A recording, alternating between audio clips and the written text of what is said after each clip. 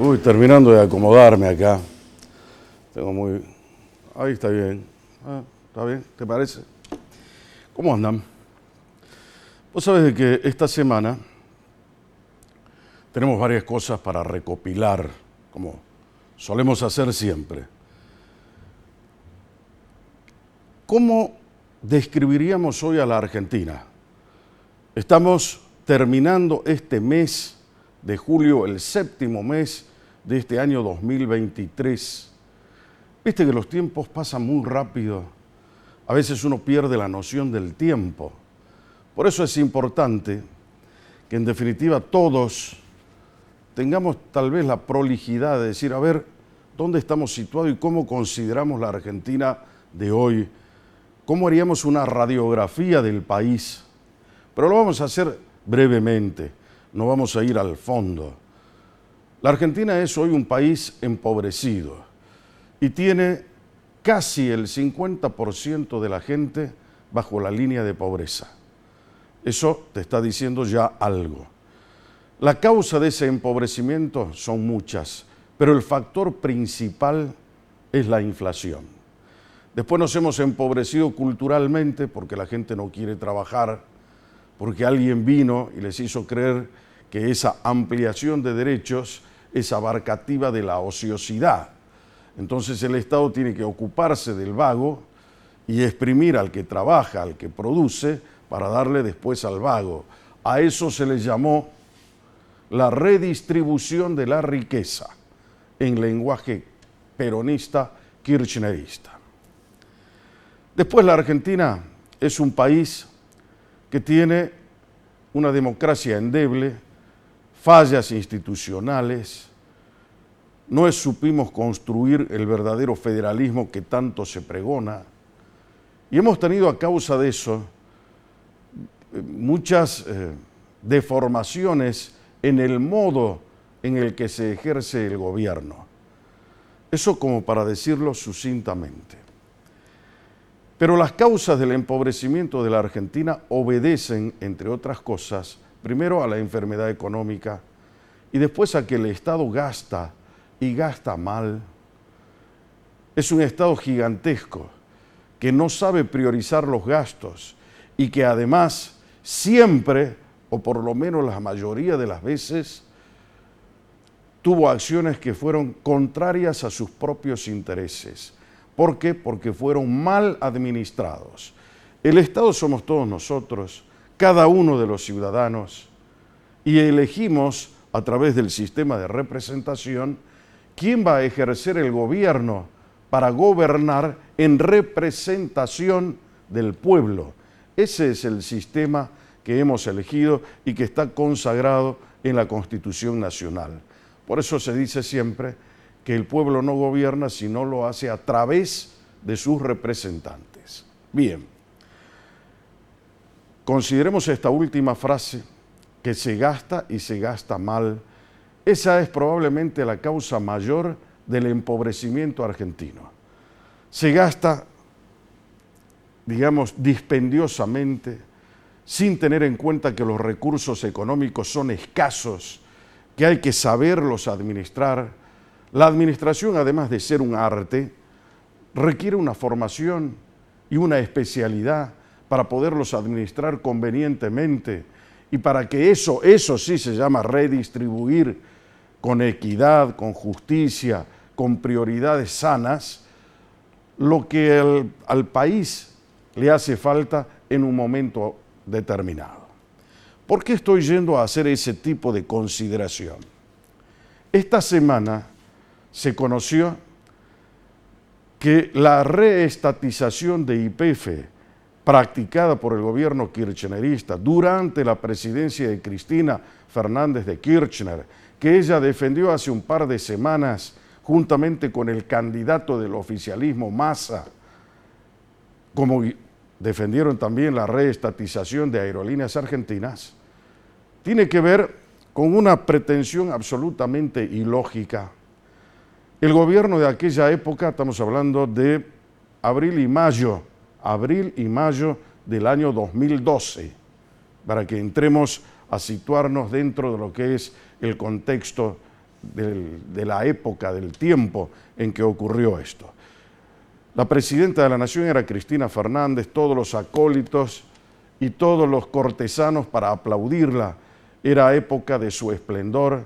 Había ganado recientemente las elecciones en el año 2011 y se consideraba la dueña de todo. Y todos sucumbieron al poder de Cristina Fernández, incluyendo a los gobernadores de provincia. La señora dijo en un alarde de populismo, bien al estilo chavista, exprópiese YPF. YPF era una sociedad que tenía el 51% de las acciones, las tenía Repsol. Le quitaron ese 51% de acciones a Repsol, la reestatizaron y pagaron por eso $5.000 millones en aquel momento. Al poco tiempo, estamos hablando 5 o 6 meses de haberse producido la reestatización vía una ley que el Poder Ejecutivo mandó al Congreso Nacional, la empresa estatal fue tasada en 1.200 millones de pesos. Quiere decir que lo que pagó el gobierno, esos 5.000 millones, ya tenía una pérdida gravosa para los intereses nacionales, de 1.200 en que fue tasada a 5.000. ¿Qué hicieron los señores en esa épica populista, en ese romanticismo nacionalista? Dijeron, vamos a privatizar, es la empresa de bandera, la soberanía energética, que nosotros necesitamos una referencia para fijar el precio de los combustibles, para que todo sea federal. Era el discurso kirchnerista, que lo estoy recordando ahora, pero sin embargo, nada de eso ocurrió. Han pasado 11 años, sigue la línea de bandera allí,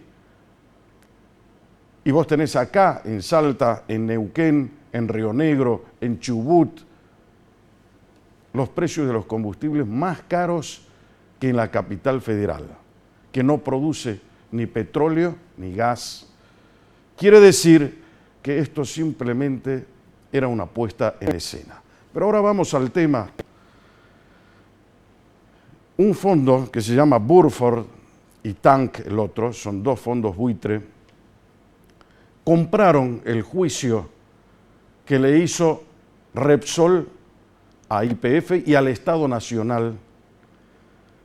Eso significa que los señores se sintieron afectados en sus derechos, en sus intereses legítimos. La Argentina, en vez de haber estatizado eso, tendría que haber recurrido al mercado de capitales y comprar en el mercado accionario el 51% de las acciones. Para eso cotiza en bolsa, cualquiera podía hacerlo, también el Estado Nacional.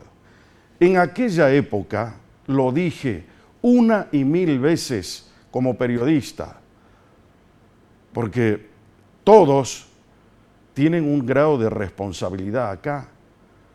Aunque haya buenas intenciones, de las buenas intenciones no vivimos y nadie, ninguno de los responsables puede rehuir de las consecuencias de las decisiones que se tomaron. Yo te decía recién que la mayor responsable de esto, ¿quién fue? Cristina Fernández. El otro, el presidente de la Cámara, estamos hablando de Amado Boudou, y todos, el otro era Kicillof, y todos los que hoy andan dando vueltas, opositores al gobierno, terminaron ayudando a la estatización de YPF en esta forma, de estas características que te estoy mostrando.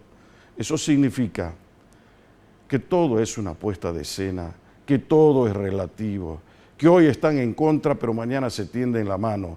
Uno de los que estaba a favor y apoyó esto fue Gerardo Morales. El otro, Ricardo Gil Lavedra, para que nos demos una idea. Los señores hoy son contrarios al gobierno nacional y todo lo que diga el kirchnerismo para ellos es automáticamente desastroso y por eso se consideran los grandes opositores. Pero sin embargo, en estas cosas han sido grandes amigos. ¿Y cómo destruye esto las finanzas del país? Ya se fijó, ya perdió la Argentina el juicio y va a tener que pagar entre un piso de 5.000 millones de dólares a 16.000 millones de dólares, aparte de los 5.000 que pagó en el año 2012. ¿A vos te parece? ¿Vos sabés lo que eso significa? 16.000 millones de dólares. ¿Y los señores qué compraron? Los derechos para hacer el juicio. ¿A quién le compraron? A los Eskenazi. El 29% de las acciones tenían los Eskenazi, se la compraron ahora para hacer el juicio. Y se la compraron por la módica suma, ni siquiera eso, tuvieron la inteligencia, el talento. 16 millones de euros, 16 millones de euros pagaron estos fondos buitre Burford y Tank para quedarse con los derechos del juicio. Subrogarse en esa categoría para ejercitar ahora la acción legal que terminaron ganando y liquidando a la Argentina. Después preguntan, ¿no? Y dicen y critican, pero Macri, ¿qué ha hecho con 45.000 millones? Acá está la prueba del delito. Y te la estoy mostrando. Lo dice todo el mundo, está en los diarios. Cualquiera lo puede investigar. Estamos en un proceso eleccionario en la Argentina donde vamos a elegir, acá en Salta, 4 diputados nacionales, que son los que se le vence el mandato ahora. Por eso te dije una y otra vez, quiero saber cuál es el grado de responsabilidad de lo que enviamos nosotros al Congreso de la Nación. Van a levantar la mano allí, olvidándose de los representados, porque este dispendio de recursos económicos no es ni de Cristina, ni de Kicillof, ni de Morales, le corresponde al pueblo argentino. Vos vas a tener que pagarlo aunque no te des cuenta, pero te vas a dar cuenta porque te vas a empobrecer. Ahora están de rodillas frente al Fondo Monetario Internacional suplicándole llegar a un acuerdo que les afloje 7.500 millones de dólares. Imagínate lo que es pagar 16.000 millones de dólares. Eso lo vamos a saber ahora en el próximo mes de agosto. De los legisladores salteños de aquel momento, del año 2012. Por eso te digo, la memoria se ha hecho para olvidar, no para recordar. Yo te aseguro que si te pregunto a vos, ni sabrías quiénes son los legisladores nacionales de aquel momento, que son también responsables, porque el Ejecutivo mandó al Congreso de la Nación su proyecto para la expropiación. Todos tuvieron la oportunidad de votar, de justificar su voto, de decir esto corresponde o no corresponde, esto es gravoso, daño, perjudico los intereses nacionales. ¿Sabes por qué? Porque se supone que son letrados, varios de ellos abogados, otros economistas. O sea, no estábamos mandando a personas ignorantes, a legos, que podían ser engañados con la astucia del Ejecutivo, no. Tuvieron la oportunidad, pero sin embargo, no lo hicieron. Por eso te digo la peligrosidad que entraña. Muchos de los señores que vienen te tocan la puerta y te dicen, ahora vótenme a mí. En aquel momento, ¿quiénes son los que votaron a favor de la estatización en estas condiciones? ¿Y qué grado de responsabilidad tienen habiendo sido diputados y senadores nacionales? Habiendo tenido la oportunidad de oponerse, de justificar, teniendo en cuenta que podrían, vuelvo a ser reiterativo, acudir de otra forma al mercado de capitales y comprar, si esa era la decisión que querían tomar, el 51% de las acciones y no expropiarlas manu militare como hicieron aquí. Claro, la épica romanticista no se condice con el populismo, o mejor dicho, es amiga del populismo, no se condice con la otra forma más civilizada en el mundo comercial de hacerse de las acciones. Las que votaron a favor en aquel momento era Fiore, Cristina Fiore, Pablo Cosiner, Alfredo Olmedo, ahí lo tienen a Olmedo ahora buscando el voto, Guayar, de Guayar vaya y pase, ¿no? Él sigue siendo un ultra kirchnerista.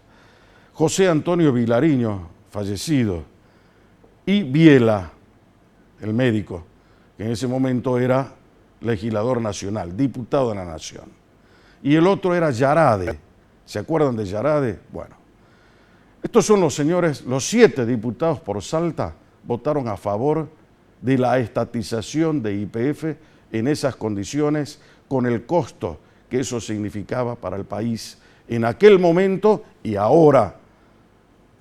Cualquier persona medianamente avisada se podría haber dado cuenta que era un error, un daño, un perjuicio a las arcas nacionales.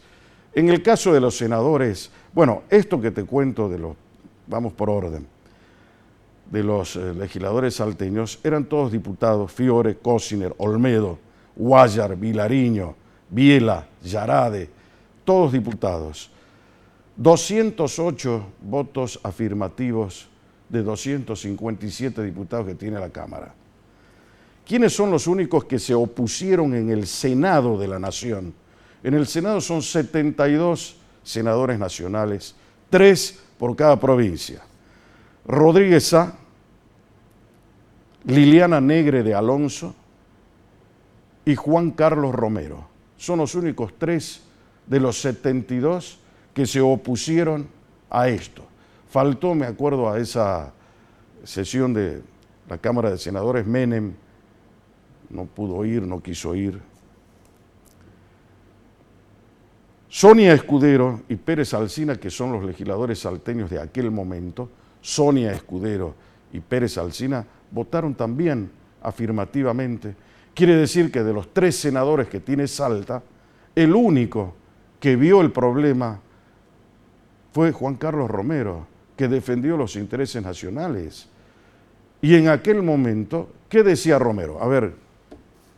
Prevé en el artículo 1 que se autoriza al Poder Ejecutivo a realizar una oferta pública de adquisición para la compra de hasta el 51% de las acciones clase D de YPF, de acuerdo a las normas de la Comisión Nacional de Valores, de acuerdo con el capítulo 27 de la misma y el artículo 7º, inciso F del Estatuto Social de YPF. Ahí es donde hay que negociar, ahí es donde hay que pelear el precio, y no en una disputa internacional que solo hace desprestigiar al país, colocarnos o seguir perteneciendo a esa liga desfavorecida que es la liga chavista, la liga de la prepotencia.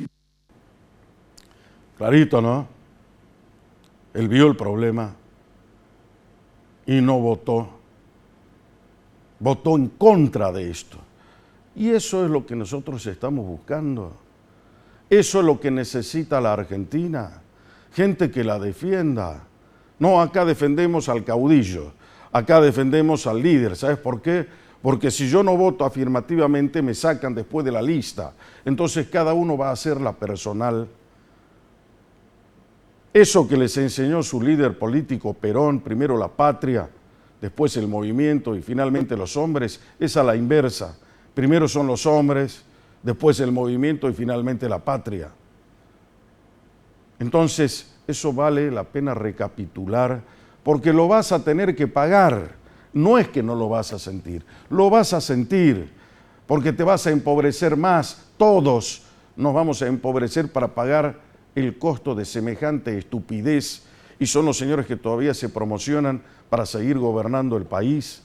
Por eso decimos siempre que para gobernar se tiene que tener idoneidad, entendiendo la idoneidad como esa facultad fantástica de saber lo técnico y tener calidad ética. Son las dos cuestiones. Acá no tuvieron ninguna de las dos en apariencia, porque se equivocaron y tuvieron el tiempo para analizarlo, tuvieron el tiempo para verificar, y los salteños estuvimos en aquel momento mal representados. Nadie se puso a pensar en la Argentina.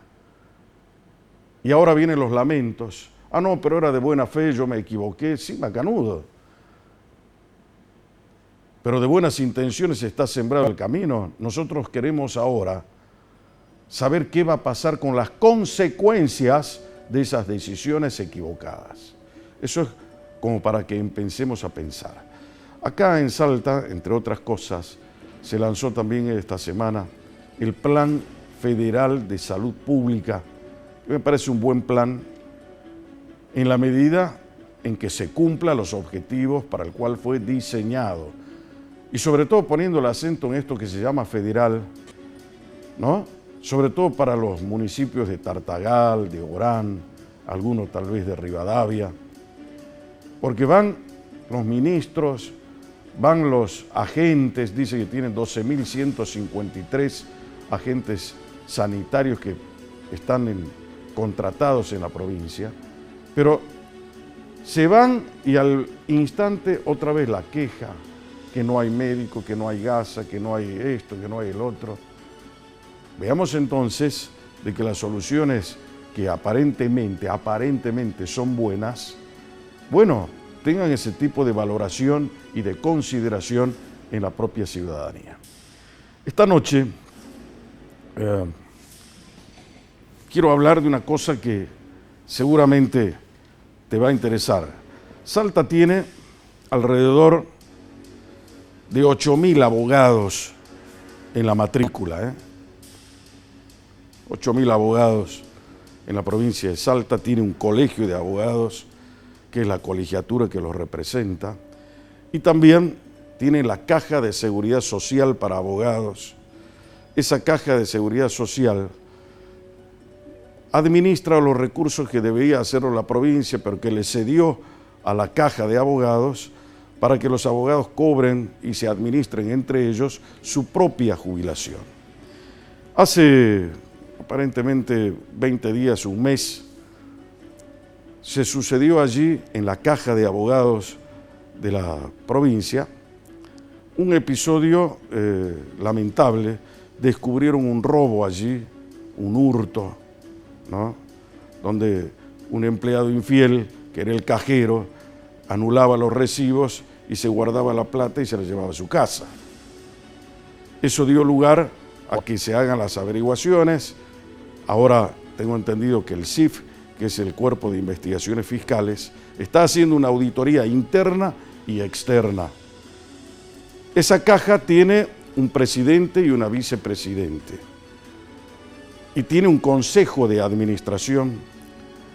Entonces vamos a ver qué es lo que sucedió, porque a partir de este hecho salieron muchos abogados, creo que son 28, y dicen, bueno, queremos hacer las denuncias pertinentes, y achacaron a una persona como el responsable directo de ese tipo de operatorias. Yo no hago periodismo de investigación, pero sí me interesa porque una colegiatura de la envergadura del Colegio de Abogados, que tiene que velar por sus representados, bueno, es importante que den una explicación qué sucedió en aquel momento, qué sucede hoy y qué puede suceder en el futuro. Entonces, para que vos estés al tanto de todo esto, brújula. Siempre brújula, para jamás perder el rumbo. Soñamos, los construimos y hoy son una realidad. Desde 2019 proyectamos 57 nuevos edificios escolares. Finalizamos 22, 20 se encuentran en ejecución y 15 próximos a realizarse. Siempre por vos, siempre por Salta. Gustavo Gobernador.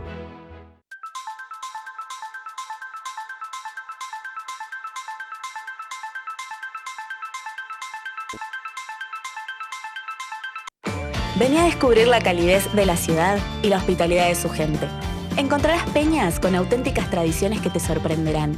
Su majestuosa arquitectura te abrazará y te sumergirá en otras épocas.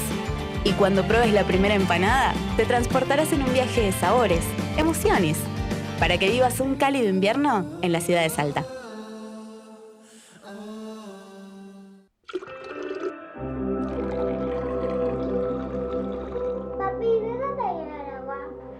agua viene de los ríos, los diques y los pozos.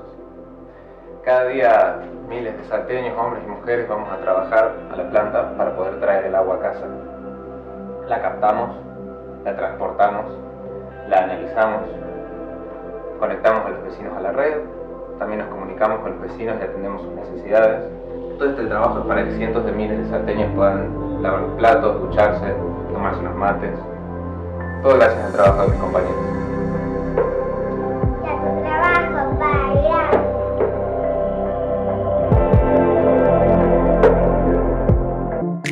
Pensá en viajar más fácil. Pensá en llevar tu Saeta en el celu. Carga tu tarjeta virtual Saeta desde App Macro y tu recarga vale un 50% más si cargas el segundo y tercer martes de cada mes. Viaja sin conexión o sin datos móviles. Conoce más en macro.com.ar/tarjeta-del medio virtual-del medio Saeta. Viaja fácil. Pensá en Macro.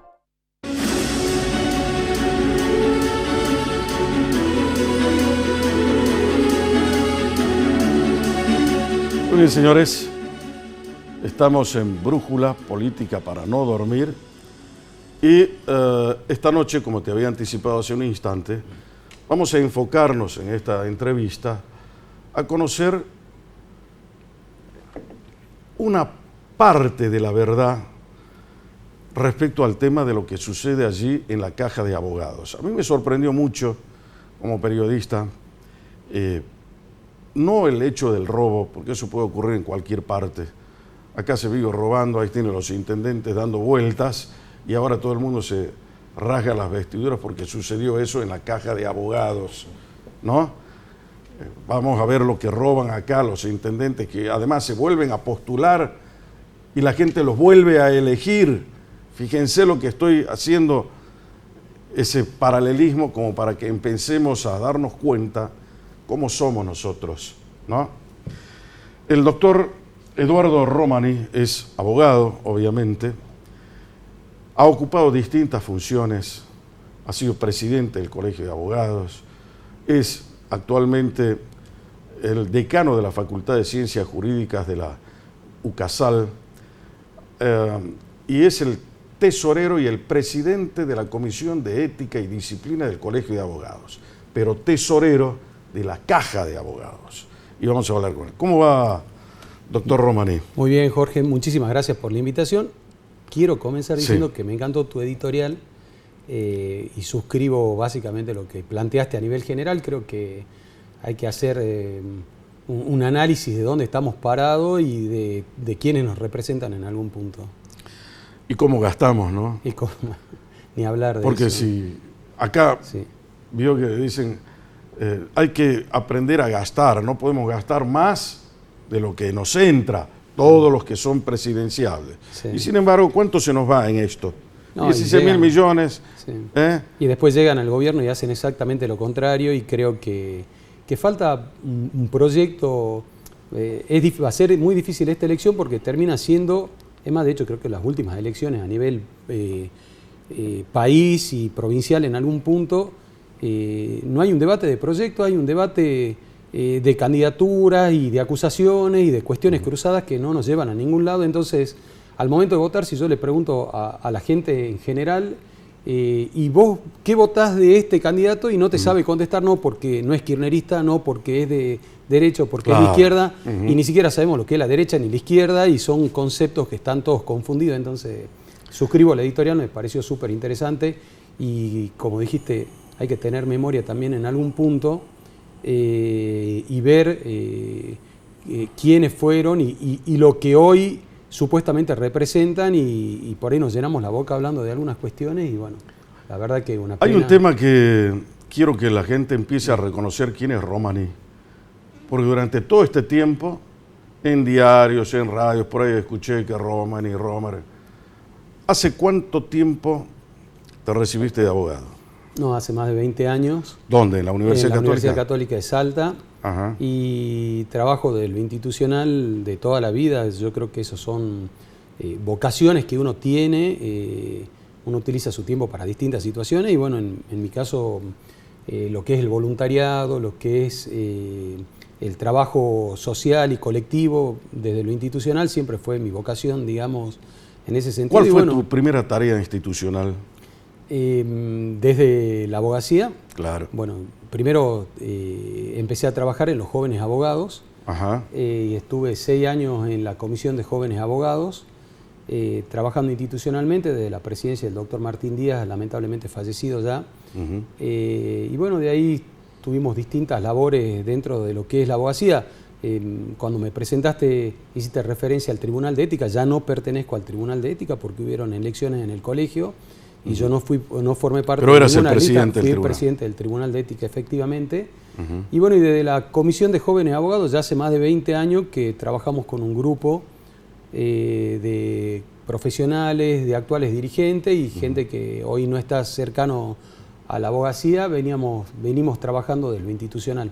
Y bueno, hoy ¿Y me por qué toca te gusta? formar.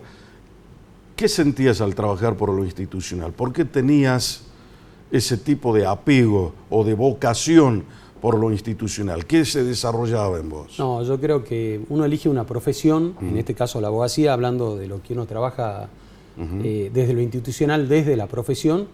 Y yo siempre digo que los abogados tenemos la mejor profesión que uno puede elegir, una profesión que aparentemente a nivel social uno dice, no, bueno, el abogado no tiene el mejor concepto por ahí de la sociedad, por ahí nos tratan de cuervo, de aves negras y cuestiones por el estilo. Pero en todas partes se cuecen habas, ¿no? Así es. O sea, no Pero, creo que los únicos malos sean los cuervos. No, los yo abogados. creo que es la mejor profesión porque esos motes totalmente injustos, los problemas no los generan los abogados. Los abogados resuelven problemas de la gente porque el que tiene problemas es el justiciable. No es el abogado. El abogado le llega el problema, digamos, y nosotros el abogado estamos está para resolverlo. resolver el problema y hacer Exactamente. justicia. Y me parece que de la labor institucional, tanto colegio como caja de abogados, marcan algo que a mí siempre me movilizó, que es la solidaridad. Y la palabra solidaridad es la que nos tiene que movilizar a trabajar desde lo institucional. Bueno, está en los estatutos de la Claramente. caja de abogados el tema de la solidaridad. Bueno, ¿no? de hecho, siempre se contaba la historia de cómo nació la caja de abogados y nació, el doctor Solá lo contaba, cuando yo me recibí, me acuerdo que él fue una de las personas que estuvo en mi juramento y contaba el nacimiento de la caja de abogados de personas que habían litigado toda la vida y que por ahí llegaban al final de su carrera profesional, de su ejercicio y no tenían un acompañamiento de lo institucional. Bueno, la idea de trabajar por una colegiatura mejor, por una caja de abogados mejor, es trabajar sanamente sin la injerencia de los poderes políticos, porque así tiene que ser. Y creo que muchas de las cosas que se hablaron esta semana tienen un tinte político muy claro. Ahora llegamos a eso, pero no quiero aturdir a la gente porque quiero que primero la gente conozca a Romani. Gracias. Por ahí vos sos conocido en el ambiente jurídico, dentro del foro, pero no con la mayoría de los salteños. Y de verdad estoy haciendo esto porque hay casi 8.000 matriculados, ¿no? Así es. Entonces es una población súper importante y además una colegiatura importante. Por eso me interesa mucho conocer la verdad. Ahora, no es que me la vaya a decir Romani, es una parte, pero él todavía no habló, es la primera vez que lo va a hacer y lo está haciendo aquí. ¿Cuándo fuiste presidente del Colegio de Abogados? En el año 2010 arrancamos sucediendo al doctor Pío Castellani y estuve 6 años en el Colegio de Abogados hasta el 2016 y después ocupé cargos en el Tribunal de Ética, que bueno, como bien lo referenciaste, hasta comienzo de este año básicamente. ¿Por qué dicen que el doctor Romani es un hombre poderoso? ¿Es cierto eso? Bueno, leí algunas de las cuestiones, realmente... Algunas me hicieron mucha gracia porque era la comparación inclusive con El Padrino, una cosa que no tiene gollete de ninguna manera. Yo creo que ninguna persona tiene el poder que se planteó en esa nota, en ese editorial. Hay varias crónicas, te digo. Yo soy un trabajador independiente, tengo mi propio estudio jurídico, trabajo en la Universidad Católica, esto es de público conocimiento. Creo que los que trabajamos y laburamos, si se quiere utilizar el término, estamos expuestos a estas cuestiones. Algunas cuestiones de la nota que hace referencia daban gracia, la verdad que con todo el respeto a la gente que lo hizo, pero la verdad que... ¿Pero vos buscabas el poder a través de ocupar estos sitiales, estos cargos? Te reitero, es la labor de la vida institucional es totalmente ad honorem, y es vocacional, es solidaria, y la palabra solidaridad es la que nunca tenemos que perder de vista. Entonces, acá lo que se dijo, bueno, yo entiendo que es una cuestión política, pero después lo charlamos. Sí, después lo charlamos. Pero claramente viene por otro lado. La verdad que este poder que se me atribuye viene en base a lo que fue la nota específicamente. El hecho de que vos hayas ocupado funciones en la presidencia del Colegio de Abogados, en el Tribunal de Ética, en esto que es importante, la Caja de Seguridad Social de Abogados, dicen, bueno, no las hizo solo, las hizo con un equipo, una runfla, utilizaron esa palabra. Son siempre los mismos los que van rotando ahí. Es como que es una camarilla a las que se les adjudica una serie de hechos dolosos que no se los conoce, pero se los supone. Hay una presunción sobre eso. Claro que los abogados están obligados a hablar con hechos objetivos, ¿no? Así no se puede hablar con presunciones. ¿Y cómo te cae eso y si eso es verdad? No, bueno, eso es una Esto no es un tribunal. No, claro. No, obviamente, pero te Jorge, pregunto... Es una vergüenza cómo se planteó en ese sentido. Estamos subestimando la inteligencia de 8.000 abogados. El cargo no lo ocupo porque llego a una institución, colegio de abogados, porque llego a una caja de abogados y digo, bueno, yo quiero ocupar este cargo. Hay elecciones, la matrícula de la abogacía elige sus representantes y en el último tiempo tuvimos la suerte y la labor necesaria, fundamental, institucional para que la matrícula nos elija. Acá ningún abogado, me incluyo lógicamente, tiene el poder de nada en lo institucional, lo tiene la matrícula, porque la matrícula es la que te da la confianza necesaria por medio de las elecciones para que uno ocupe los cargos.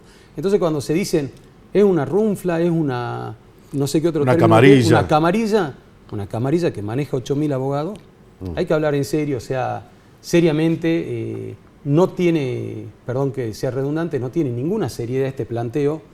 Estamos subestimando la inteligencia del total de la abogacía salteña y la abogacía elige su representante y lo elige periódicamente cada 2 años. Es un cuerpo democrático, entonces. Es un cuerpo totalmente democrático y la representación está en este caso en la doctora María Emilia Carabajal, que es la presidenta de la Caja de Abogados, en el doctor Sergio Díaz Lenes, que es el presidente del Colegio de Abogados, y yo ocupo un cargo en la tesorería por decisión del Consejo de Administración y es lo que eligió la matrícula. Es cierto que vos la pusiste a María Emilia Carabajal allí y también al último a Sergio Díaz Lenes.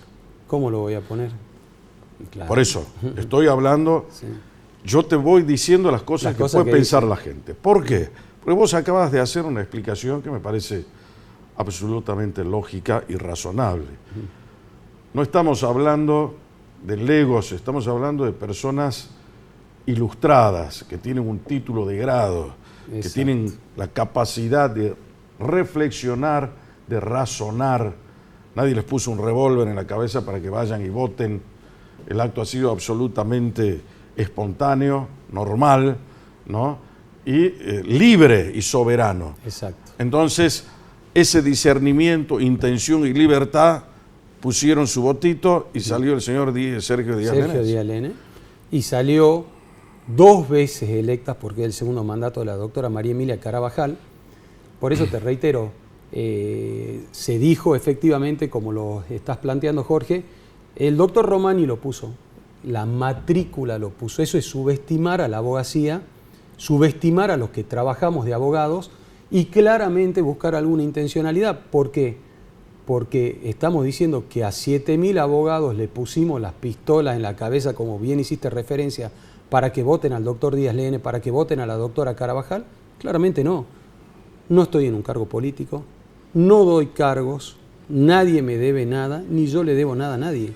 Acá hay una libertad, lógicamente con discernimiento, y cada uno es libre de votar a la lista que corresponde. Entonces, nosotros tendremos que brindar las explicaciones, trabajar como corresponde, hacernos responsables de nuestros actos de gobierno, pero la elección corresponde a la matrícula. Estamos charlando con el doctor Eduardo Jesús Romaní, que es el actual tesorero de la Caja de Abogados. Es allí, en ese lugar, donde este empleado, Sergio López, fue sorprendido robando el dinero de la caja, o haciendo un hurto, para ser más técnico. En este caso todavía no hablamos de eso, pero después de la pausa lo voy a hacer para ver qué grado de responsabilidad tiene él en este hecho, que muchos dicen él es el verdadero responsable, no el cajero, es él. ¿Será así? ¿Me lo contestamos después? Con mucho gusto. La pausa y venga en un minuto. Soñamos, los construimos y hoy son una realidad. Desde 2019 proyectamos 57 nuevos edificios escolares. Finalizamos 22. 20 se encuentran en ejecución y 15 próximos a realizarse. Siempre por vos, siempre por Salta. Gustavo Gobernador.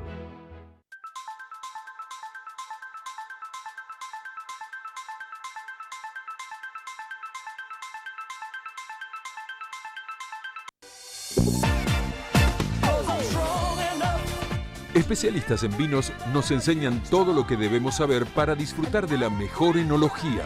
Descubrí Planeta Vinos. Viernes, 19 horas, por Somos.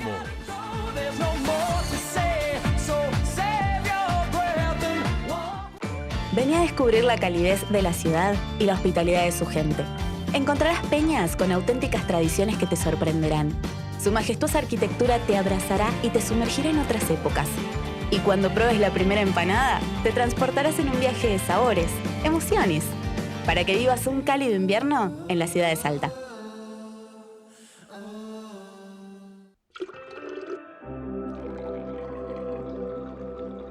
Papi, ¿de dónde viene el agua?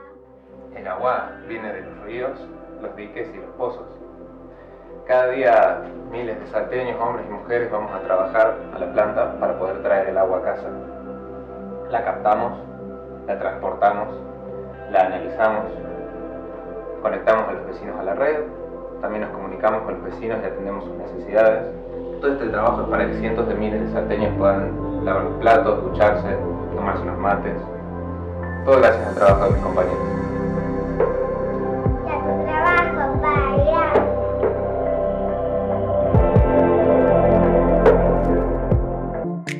Pensá en viajar más fácil. Pensá en llevar tu saeta en el celu. Carga tu tarjeta virtual Saeta desde App Macro y tu recarga vale un 50% más si cargas el segundo y tercer martes de cada mes. Viaja sin conexión o sin datos móviles. Conoce más en macro.com.ar/tarjeta-del medio virtual-del medio Saeta. Viaja fácil. Pensá en Macro.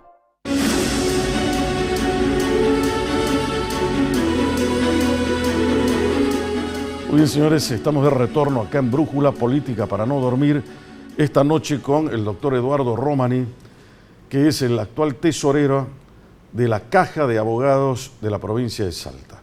Como decíamos hace un momento, allí se produjo un hecho delictivo, está ahora el Cuerpo de Investigaciones Fiscales haciendo una auditoría, la persona que se quedaba aparentemente con ese dinero está presa y muchos le adjudican la responsabilidad de tesorero a Eduardo Jesús Romaní, que él debería haber controlado, debería haber tenido, ¿qué te puedo decir?, la prolijidad de saber qué hacía un dependiente de la tesorería, como es este señor que ahora está preso. ¿Qué pasó allí?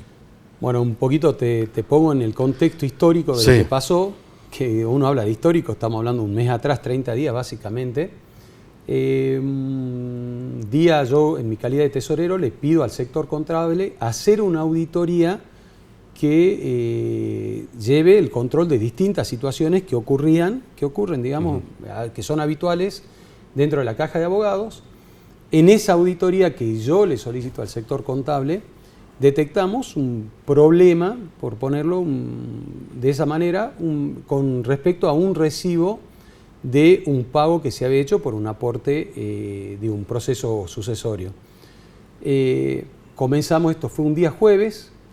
El día viernes me junto con la gente de contable, me explican lo que se había encontrado en ese momento e inmediatamente, justo venía el fin de semana largo de Güemes, que era el 17, y nos juntamos el primer día hábil siguiente de este hecho que detectamos dentro de lo que es la administración de la Caja de Abogados. Estamos hablando un jueves. Un viernes nos sentamos a analizar la situación y el día miércoles nos reunimos como consejo para comentar lo que había pasado, para evaluar. Yo hago la presentación como tesorero, lógicamente. Claro, donde hay el consejo tiene vocales titulares y suplentes, presidente, vicepresidente, y los cargos como tesorero y secretario son elegidos entre sus propios miembros. Yo en realidad soy un consejero más que dentro del consejo me designaron como tesorero. Comento la situación, lo que habíamos visto y se decide en ese mismo momento. ¿Qué es lo que vieron? Porque eso no quedó claro. Lo que se vio fue un recibo anulado de la caja de cobranza de la sede del centro de la ciudad, ubicada en Sarmiento 302, donde hay un cajero hace 18 años que trabaja el mismo cajero, y este es un tema no menor en el análisis, y este cajero había anulado un recibo por la suma, si no me equivoco, de 800.000 pesos que no habían ingresado a la institución. Aparentemente un colega había ido en ese momento para pagar un aporte de un proceso sucesorio de 800.000 pesos y detectamos que ese recibo había sido anulado, nos contactamos con este colega nos dice que efectivamente había abonado estos 800.000 pesos y dijimos en ese momento, bueno, él debería tener seguramente la copia del recibo, o el original. El original. Entonces, lo que hicimos, eso fue un día jueves, un día viernes, hacemos el análisis interno de la situación. El miércoles, por el feriado largo, lo charlamos en consejo directivo y tomamos la decisión de convocar una escribana, en este caso, la escribana Herrera, si no me equivoco, de apellido, y que levante un acta notarial pidiéndole las explicaciones del caso al cajero. Y el cajero en ese momento nos plantea de que había sido responsable y devuelve el dinero faltante en ese mismo acto. Se levanta el acta notarial, bueno, lógicamente se amplía el requerimiento notarial. O sea, el cajero devuelve el dinero. En ese mismo acto. Eso quiere decir que él acepta su responsabilidad. Ajá. Él acepta su responsabilidad, dice específicamente, yo voy a devolver el dinero, devuelve en ese mismo acto los 800.000 pesos. Ajá. Y había un segundo recibo de 600.000 pesos. O sea, el requerimiento notarial fue por dos hechos que era lo que habíamos detectado en esa primera auditoría. Ajá. Que habíamos hecho. Devuelve, en ese momento nosotros hacemos la ampliación del requerimiento notarial y despedimos de manera inmediata al empleado infiel, como bien lo calificaste. Ajá. Y posteriormente hacemos la denuncia penal y nos constituimos como querellante en la causa penal. ¿Él no involucró a nadie, el empleado este? Al contrario, él dijo, textuales, no quiero decir textuales palabras, pero básicamente dijo, yo reconozco el hecho, voy a devolver el faltante y actué solo. Cuando a uno le llama la atención en ese momento. ¿Qué es lo que pasó? Un empleado de 18 años en este tema que hace este reconocimiento, devuelve en ese mismo acto 800.000 pesos y quedaba, al menos de la primera auditoría que nosotros teníamos, los 600. Pero es un hecho que no podemos dejar pasar como consejo directivo y, lejos de ocultarlo, lo expusimos, denunciamos. O sea, ustedes son los que hacen la denuncia. Nosotros hacemos la denuncia. Bueno, eso también tiene un valor que tiene que ver. Por eso también la irresponsabilidad de muchas de las personas que comentaron este tema al decir, no, bueno, acá se la robaron, están ocultando. No estamos ocultando, estamos denunciando. Nosotros fuimos los que denunciamos como Consejo de Administración. Se contrató un abogado específicamente, el doctor Rodrigo Anachuri, quien tuvo y tiene un gran desempeño en este sentido porque no solamente hizo la denuncia, La denuncia la hizo el Consejo de Administración en la cabeza de su presidenta y vicepresidente, y el doctor Anachuri fue nuestro letrado patrocinante para constituirse como querellante. Se pidió la detención, está detenido en estos momentos, y lo que hizo el Consejo de Administración es decir, acá hay que hacer una auditoría, hay que exponerlo a la matrícula este tema, porque corresponde que así sea. No es la primera vez que pasan estas cuestiones en las instituciones. De hecho, si no me equivoco, creo que el Colegio de Enfermeros también está con algún conflicto y cosas por el estilo. Pero nosotros asumimos que lo que corresponde es denunciar y exponerlo al tema. Bueno, además, en el caso ustedes en esa primera auditoría detectaron el faltante de los 800.000 y de los 600. Pero pudiese haber otros faltantes de tiempos anteriores. Eso abría la puerta a una sospecha sobre la conducta de la persona que estaba a cargo de eso. Claro, y esto también es importante aclararlo porque no se dijo, a ver, este empleado no es un empleado de esta gestión, es un empleado que tiene 18 años. O sea, no lo contrataste vos. No, lógicamente acá es un empleado que cumple la misma función hace 18 años. Estuvo ¿Y hace cuánto tiempo estás a cargo de la tesorería? Y yo estoy a cargo de la tesorería hace 1 año y 5 meses. Bueno. Creo que está todo dicho en este sentido. ¿Por qué? Porque cuando se me endilga algún tipo de responsabilidad o se le endilga a este consejo alguna responsabilidad por este hecho, hay que mirar para atrás. Entonces, ¿qué es lo que hizo el Consejo de Administración de la Caja con buen criterio? La Caja está estructurada donde tenés un Consejo de Administración que es el que gana las elecciones y tenés una minoría que es el que integra el órgano revisor de cuenta. ¿Y qué hizo la Caja de Abogados? Le dijo al órgano revisor de cuenta, ustedes pongan las personas que hagan la auditoría. Nosotros nos sometemos no solamente a la justicia, por eso denunciamos, sino que inclusive le pedimos al órgano revisor de cuenta que ellos elijan el estudio contable que haga la auditoría, que va a trabajar junto con el CIF, de hecho ya está trabajando. Más transparencia que eso es imposible. Y esto es importante, vos diste en la tecla en un punto que es importante. Mi cargo de tesorero tiene 1 año y 5 meses. Y el 18 años. 18. Entonces, ahora, quiere decir, en ese sentido, te cierro la idea, nosotros estamos contentos con lo que pasó en el hecho de haber descubierto al empleado infiel. Perfecto. Veremos ahora hasta dónde llega el daño. Si bien es cierto, Romani queda exonerado de esa responsabilidad, habida cuenta de los 18 años que lleva el empleado y 1 año y 5 meses él. Pero también hay que decir que 1 año y 5 meses pudo haber sido el tiempo suficiente para detectar la malicia de esta persona que estaba allí. La culpa in iligendo y la culpa in vigilando que decían los romanos. Tiene que vigilar, controlar, monitorear.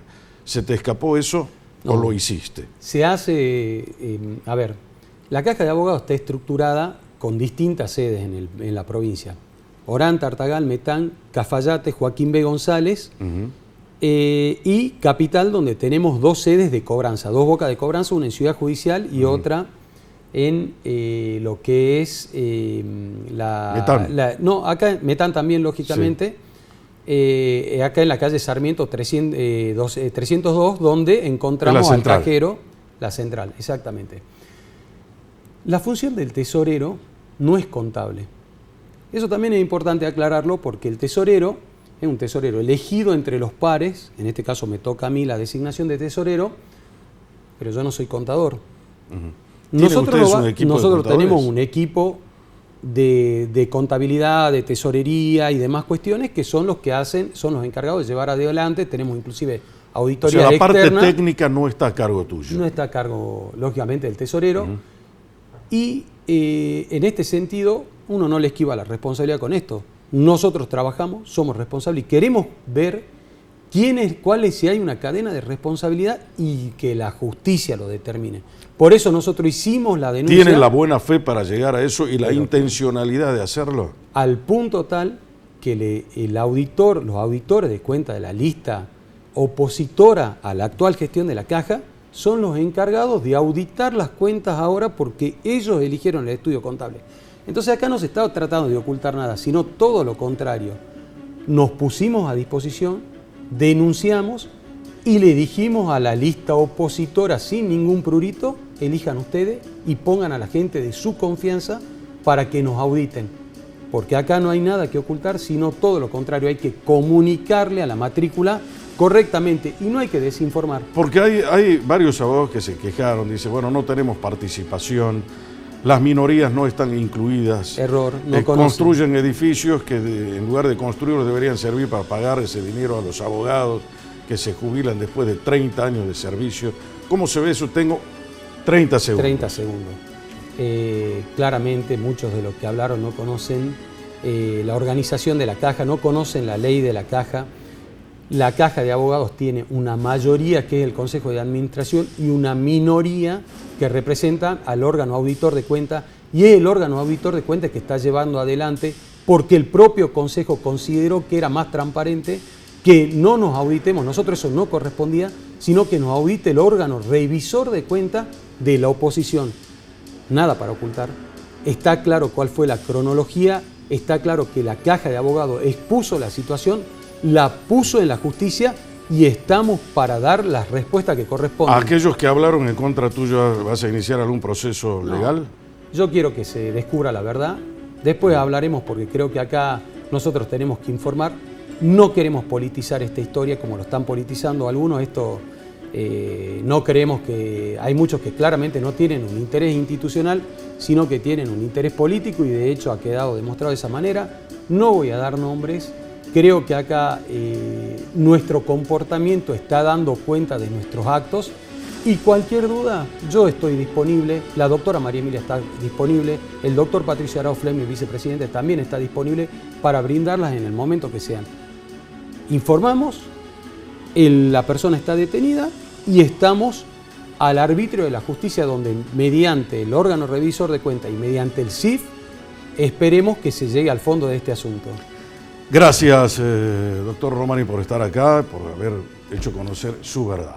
Y como te digo a vos siempre, si vos jamás querés perder el rumbo, hay una sola manera, que es esta brújula, para jamás perder el rumbo.